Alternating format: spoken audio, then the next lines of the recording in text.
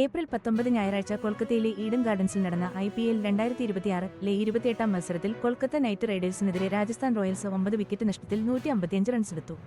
ഇതോടെ 6 കളികളിൽ നിന്ന് 5 തോൽവികളും ഒരു ഫലമില്ലാത്ത മത്സരവും നേരിട്ട് സീസണിലെ ആദ്യ ജയം തേടുന്ന നൈറ്റ് റൈഡേഴ്സിന് 156 റൺസാണ് വിജയലക്ഷ്യം. എന്നാൽ പോയിന്റ് പട്ടികയിൽ 3ാം സ്ഥാനക്കാരായ റോയൽസ് 5 മത്സരങ്ങളിൽ നിന്ന് 4 ജയങ്ങളുമായി തങ്ങളുടെ ഏക തോൽവിയിൽ നിന്ന് ഒരു തിരിച്ചുവരവ് ലക്ഷ്യമിട്ടാണ് ഈ മത്സരത്തിനിറങ്ങിയത്. റോയൽസിനു വേണ്ടി വൈഭവ് സൂര്യവംശിയും യശസ്വി ജയ്സ്വാളുമായിരുന്നു ടോപ്പ് സ്കോറർമാർ. KKRനു വേണ്ടി വരുൺ ചക്രവർത്തിയും കാർത്തിക് ത്യാഗിയും ബോളിംഗ് ആക്രമണത്തിന് ചുക്കാൻ പിടിച്ചു. ഡ്രൈ ആയ പിച്ചിൽ ടോസ് നേടി ബാറ്റിംഗ് തിരഞ്ഞെടുത്ത് കളിക്കാനിറങ്ങിയ രാജസ്ഥാൻ റോയൽസിനു വേണ്ടി ഓപ്പണർമാരായ വൈഭവ് സൂര്യവംശിയും 46 റൺസ്, യശസ്വി ജയ്സ്വാളും 39 റൺസ് മികച്ച തുടക്കം നൽകി. ഇവരുടെ കൂട്ടുകെട്ട് റോയൽസിന് വിക്കറ്റ് നഷ്ടമില്ലാതെ 8.3 ഓവറിൽ 81 റൺസിലെത്തിച്ചു. പക്ഷേ പിന്നീട് കളി മാറുമറിഞ്ഞു. കൊൽക്കത്ത നൈറ്റ് റൈഡേഴ്സിന്റെ സ്പിൻ സെക്കിംഗ് കളിയുടെ ഗതി തന്നെ മാറ്റിമറിച്ചു. വരുൺ ചക്രവർത്തി വെറും 14 റൺസ് മാത്രം വഴങ്ങി 3 വിക്കറ്റ് വീഴ്ത്തിയപ്പോൾ സുനിൽ നരയൻ 26 റൺസ് വിട്ടുകൊടുത്ത് 2 വിക്കറ്റെടുത്തു. കാർത്തിക് ത്യാഗിയും 3 വിക്കറ്റുകൾ വീഴ്ത്തിയതോടെ റോയൽസിന് 155 റൺസിന് 9 വിക്കറ്റ് എന്ന നിലയിൽ ഒതുക്കാൻ അവർക്ക് കഴിഞ്ഞു.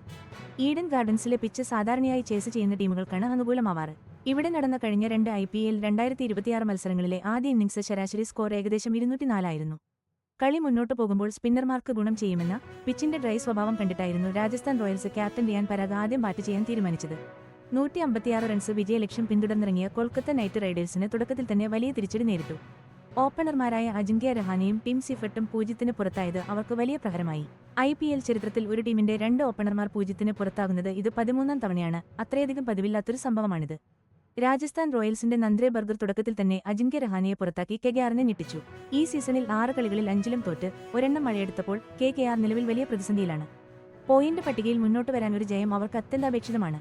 അതേസമയം കളിച്ച 5 മത്സരങ്ങളിൽ 4 ജയിച്ച രാജസ്ഥാൻ റോയൽസ് പോയിന്റ് പട്ടികയിൽ 1ാം സ്ഥാനം ഉറപ്പിക്കാനാണ് ഈ കളിയിൽ ലക്ഷ്യമിട്ടത്. പരസ്പരം ഏറ്റുമുട്ടിയ കണക്കുകൾ പരിശോധിക്കുമ്പോൾ കൊൽക്കത്ത നൈറ്റ് റൈഡേഴ്സിനാണ് നേരിയ മുൻതൂക്കം. ആകെ 32 മത്സരങ്ങളിൽ കൊൽക്കത്ത 16ലും രാജസ്ഥാൻ 14ലും ജയിച്ചപ്പോൾ 2 മത്സരങ്ങൾ മഴ കാരണം ഉപേക്ഷിച്ചിരുന്നു.